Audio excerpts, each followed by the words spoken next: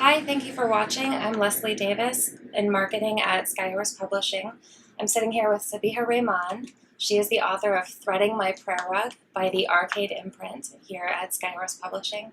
Thank you so much for being here. Thank you for inviting me. Can you tell me what initially prompted you to consider writing the book?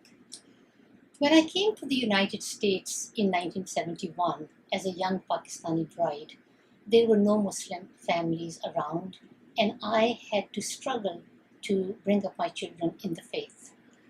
As they started growing up, I noticed that what my children expressed was an American Muslim identity, one that was wholly Islamic and wholly American, and one that translated into Muslims being engaged in civic, community, and political activities.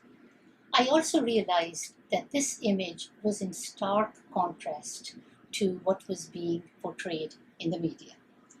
And particularly after 9/11, it was painful. I realized at that time that if my children and my grandchildren were to survive and thrive, this image had to change.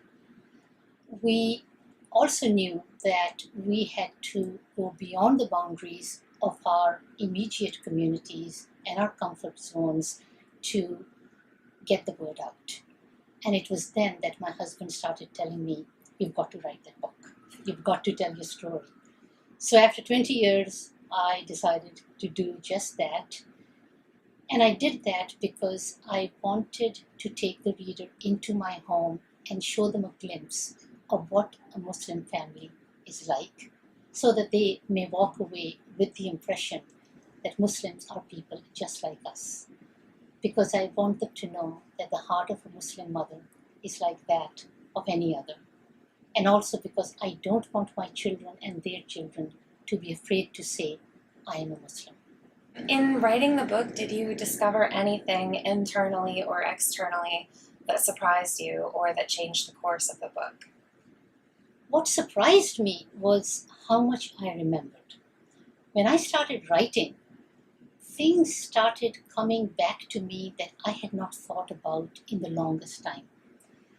And I started remembering things I didn't know I remembered.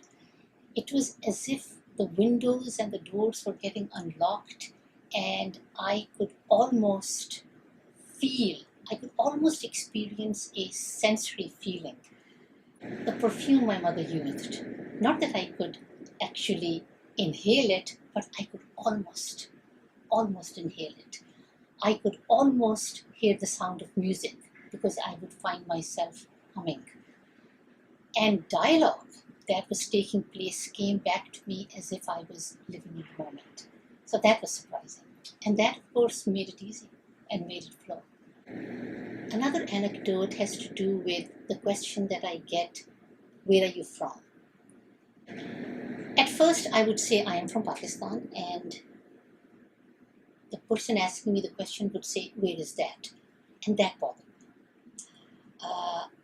I was almost insulted, like, how come you don't know where I came from? This is where I grew up. You don't know that it exists.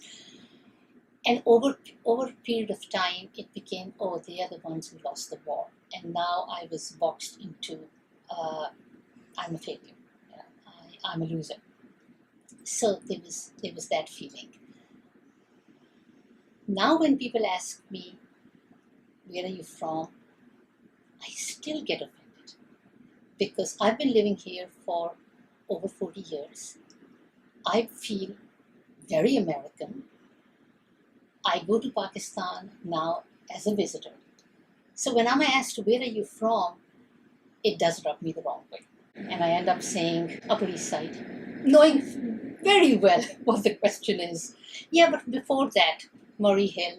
But before that, Staten Island. Eventually, I'll say Pakistan, but it does still bother me that I am not seen as American. I hope that'll change. I hope that'll change when my book is read. Do you have any amusing or thought-provoking anecdotes from the researching process or the writing process?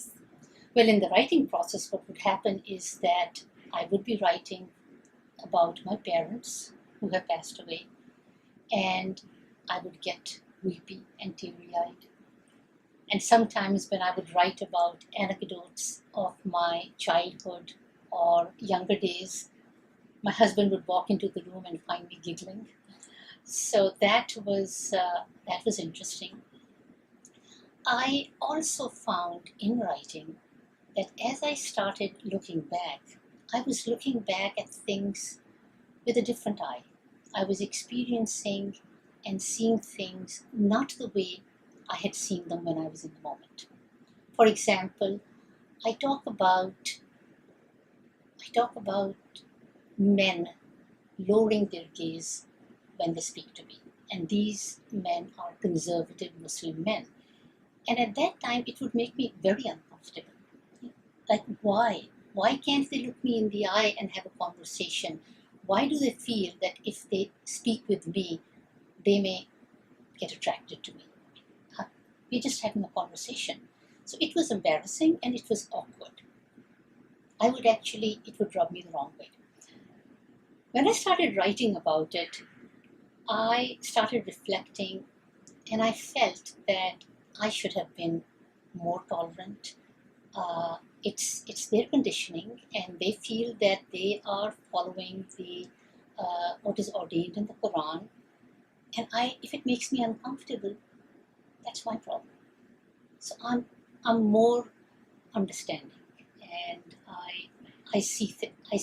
I don't agree with it, but I see it. And what are some surprising facts or statistics that you learned while you were researching this that might surprise your readers or interest them? So here's something that I came across recently that I found to be very, not surprising, but validating. But it may be surprising for some who have not come across it. There is an institution called the Institute of Social Policy and Understanding. They conducted a survey this year of Muslim communities and other faith communities. And what they learned was, and this was a scientific survey, the person in charge of it was with a Gallup poll at one time. What they found out in their surveys was that Muslims who identify themselves as being very religious also identify strongly with being very American. In other words, there is a correlation between a strong Muslim identity and a small American identity. And that, I thought, was something everyone needs to know. Can you tell me more about the effects of the current social and political climate on your book, both in the US and in Pakistan and maybe elsewhere that you've traveled? And also, how have these current events and any related xenophobia influenced your writing? Well, that's why I wrote the book in the first place, because what's happening today has been happening for many, many years. And I'm hoping that when this book is read, that the reader will be able to identify with a Muslim family as one that is just like them and no different. Most recently, it has been implied that Muslim women do not have a voice. Well, I just wrote this book, and I am making my voice heard. And I, a Muslim woman of Pakistani descent, I have a voice. And that is what I hope readers will take away from this, that we are willing to speak up and say what's on our mind. And I hope that it will dispel that notion. Also, for more information about this, please visit our blog, blog.skyhorsepublishing.com. Thank you. Thank you.